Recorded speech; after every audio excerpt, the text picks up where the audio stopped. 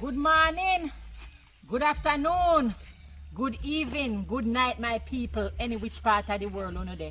Today me go up a Woodland down there. We go look some hood and me I tell you say he brought back memories of back in the days. Remember when my granny Miss Selva used to send for me brother them gabush, you know, fi go look wood. Me never used to look it still, you know, but me used to watch me brother them do it. So today me just do a little thing here to ring some memories in our head. How much I remember when we had to go Woodland and put hood pan we head and then we would have walk.